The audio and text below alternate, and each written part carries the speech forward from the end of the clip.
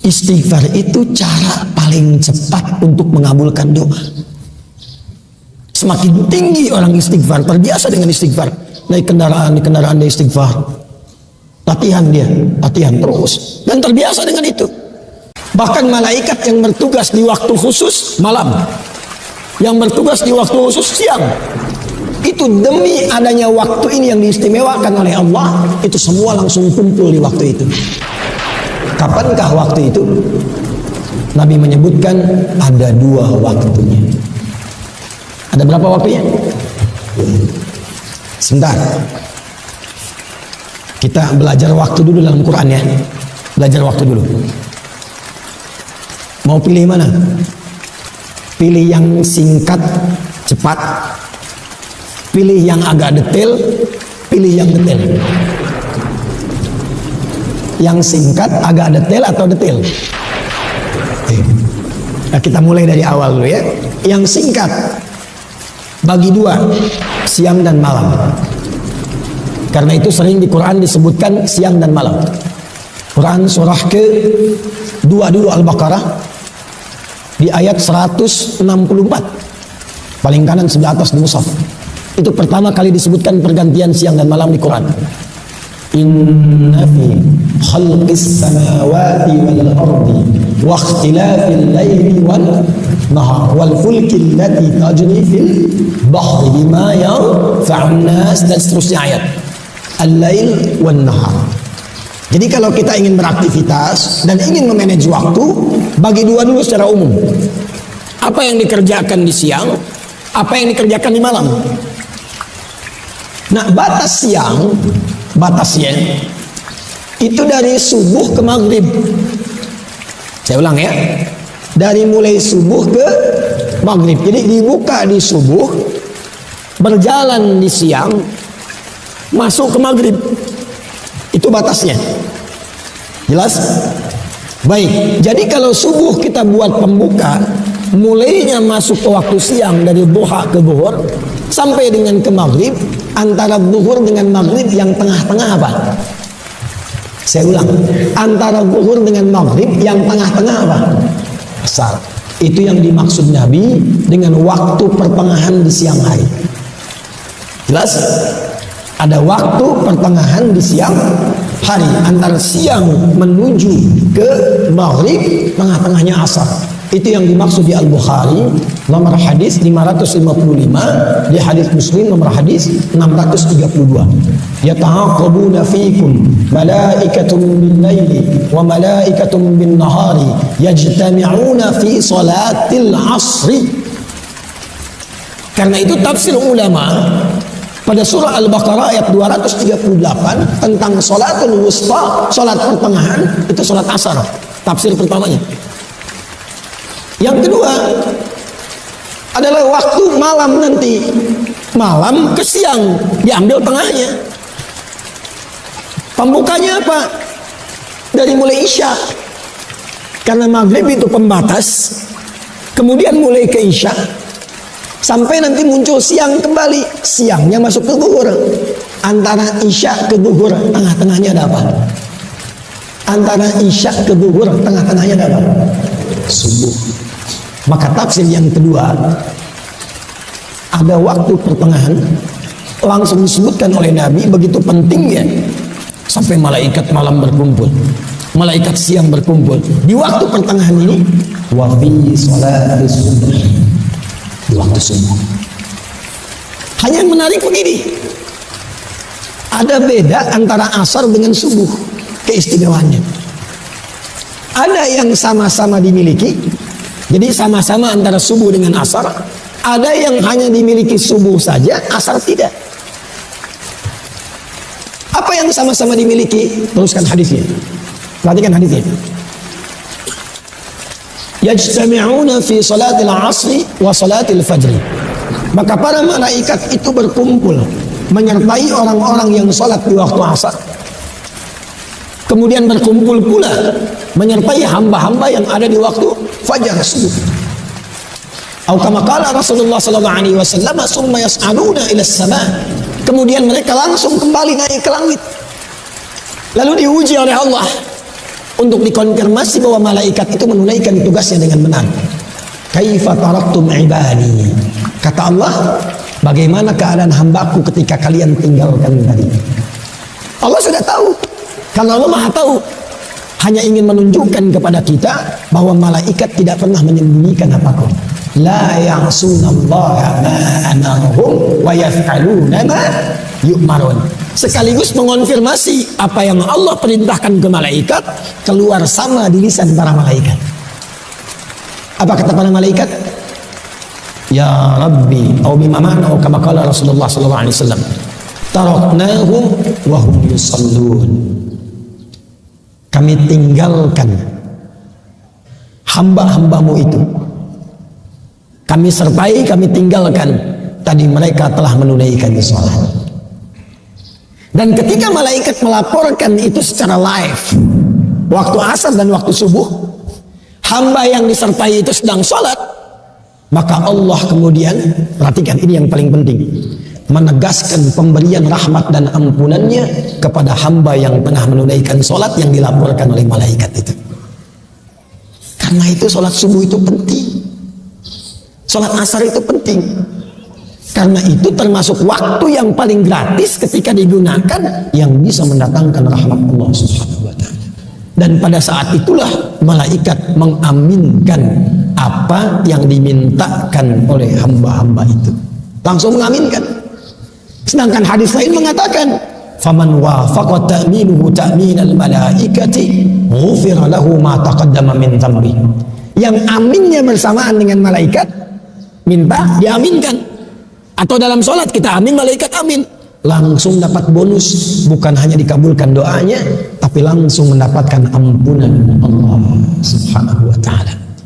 Jadi keutamaan waktu subuh itu yang pertama, mempercepat datangnya ampunan Allah Subhanahu wa taala. Maaf, pilih mana? Dapat harta 100 miliar atau dapat ampunan Allah? Tak ada yang ketiga, cuma dua saja ini. Dapat harta 100 miliar atau dapat ampunan Allah? Pilih mana? Masa suaranya lemah sekali. Ampunan Allah. Oh, ini tak pede, ini ada sesuatu itu. Ingin ampunan Allah tapi sekarang kau mohon maaf tuh. Ada yang meninggalkan Jumat karena ngejar proyek. Ada yang bahkan bekerja yang pekerjaannya bersamaan dengan waktu sholat, padahal dia tahu dalam sholat bisa mendatangkan rezeki. Nah, subuh itu spesial. Karena itulah langsung disebutkan dalam Al-Quran, Allah menegaskan tentang keutamaan ini. Quran surah 17 ayat 78. Aqimis salata liduluki syamsi ila ghasaqil laili. Tunaikan salat dengan benar dari mulai tergelincir matahari. Zuhur dulu disebutkannya sampai ke malam tiba, sampai ke isya. Zuhur, asar, maghrib, isya. Ini standar. Tapi subuh diakhirkan. Subuh urutannya diakhirkan. Wa qur'anal fajr. Inna Qur'anal fajri kana mashhuda. Perhatikan. Yang empat disebutkan sholat, tapi yang subuh redaksinya oleh Al-Quran ditegaskan dengan nama Quran. Quran, bukan hanya sholatnya. Ternyata yang penting di waktu subuh itu bukan hanya sholatnya, tapi semua bacaan yang disampaikan di waktu subuh langsung dipersaksikan. Kalau doa dikabulkan, kalau istighfar diampuni, kalau minta rahmat diberikan. Itu subuh. Karena itulah ada orang-orang yang berburu waktu subuh karena tahu waktunya. Oh, ini jam 4.45 di Sumatera Barat. Maka dia bangun karena tahu waktu, dia siapkan jam 3 bangun. Ada yang setengah 4. Jadi 4.45 adzan, jam 3 sudah bangun. Karena tahu ada waktu yang istimewa. Bahkan dia kejar menjelang subuh. Ada waktu menjelang subuh, itu disebut sahar namanya. Misal, subuh 4.45, 15 menit sebelum subuh, itu disebut dengan saharun, sin, ha, ra. Jamaknya disebut dengan ashar. Ini di sini saya mau berikan rahasia. Tapi ini di antara kita saja. Jangan bilang-bilang ya. Di sini aja. Ya. Bu.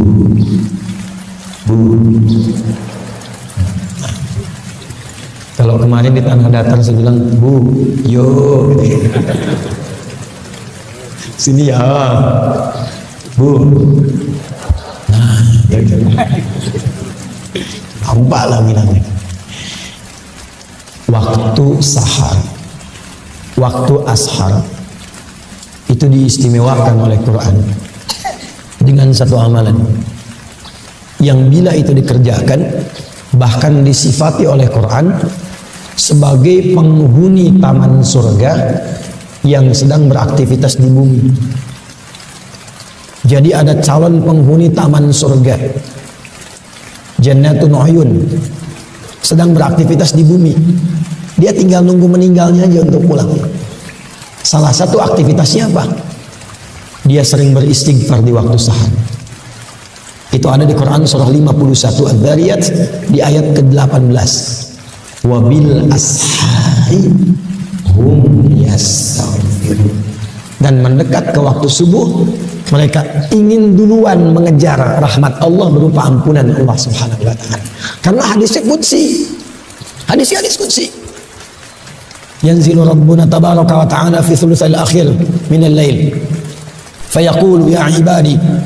Itu setiap datang waktu sahar, Allah menyampaikan, hei hamba-hambaku, siapa yang minta, aku berikan.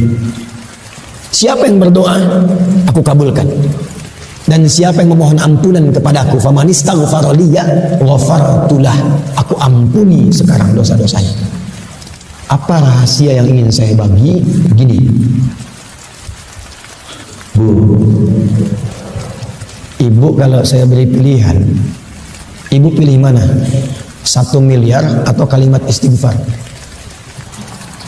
Betul. Awas nanti dimarahi bapak pulang dari sini. Kenapa kau ambil 1 miliar? Kalau ada pilihan, termasuk dunia dan seisinya, pilih istighfar. Pilih istighfar. Karena kemuliaannya 2. 1, istighfar itu memberikan jaminan langsung dari Allah kepada kita untuk menjadikan semua yang Allah titipkan kepada kita semua berkah dan bernilai baik. Yang kedua, istighfar itu cara paling cepat untuk mengabulkan doa. Semakin tinggi orang istighfar, terbiasa dengan istighfar, naik kendaraan dia istighfar, latihan terus, dan terbiasa dengan itu. Itu ya Allah mustajab doanya. Kadang-kadang belum minta sudah diberi. Cepat sekali. Makanya istighfar itu mahal sekali. Dan para ulama sudah tahu ini. Makanya mereka sering diantara wiridnya itu istighfar. Dan zikir kita pertama ba'da sholat itu, Assalamualaikum warahmatullahi, Assalamualaikum warahmatullahi. Bukankah istighfar? Astagfirullah, astagfirullah, astagfirullah. Allahumma antas salam minka salam tabarak ya dzal jalali wal ikram. Istighfar. Karena menghadirkan berkah, menggugurkan dosa, mempercepat jawaban doa. Itu istighfar. Karena itulah orang-orang mengejar waktu subuh itu, mempersiapkan sebelum subuh dengan istighfar. Itulah kemuliaan subuh. Jadi kemuliaan subuh itu selain mempercepat terkabulnya doa, kalau ingin cepat doanya dikabul, bangun sebelum subuh, isi dengan istighfar. Itu rahasianya. Makanya 2 rakaat sebelum subuhnya pun sunnahnya itu lebih baik daripada dunia dan seisinya. Rakaatul fajri khairum minad dunya wa ma fiha. Sebab untuk apa dapat dunia dan seisinya kalau tidak mendapatkan ampunan Allah Subhanahu wa taala? Untuk apa?